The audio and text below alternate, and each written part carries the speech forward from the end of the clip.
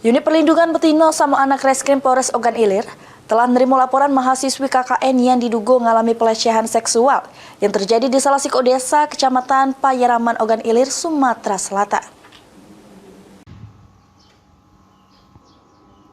Polres Ogan Ilir sudah menerima laporan dugaan pelecehan seksual yang dialami mahasiswa KKN dari Universitas Muhammadiyah Palembang.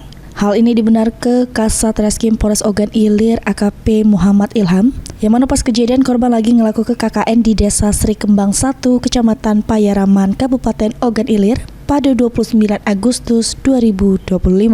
Menurutnya, laporan kasus dugaan pelecehan lagi diproses oleh Unit Perlindungan Perempuan dan Anak atau PPA Satreskrim Polres Ogan Ilir. Sampai ini unit PPA lagi ngelaku ke penyelidikan dengan mendatangi serta ngelaku ke olah TKP, memintai keterangan beberapa saksi-saksi termasuk memintai keterangan korban.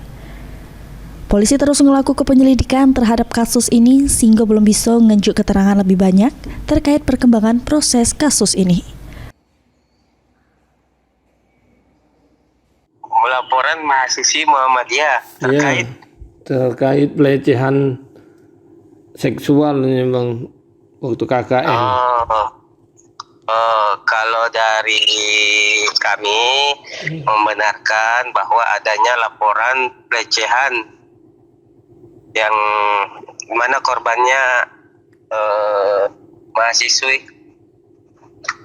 Ya, membenarkan adanya laporan tersebut. Saat ini Bang sudah diproses atau gimana Bang? Masih dalam proses penyelidikan. Oh iya. Sudah dipanggil saksi-saksi Bang? Ya, lagi Ahmad Romawi, PAL TV.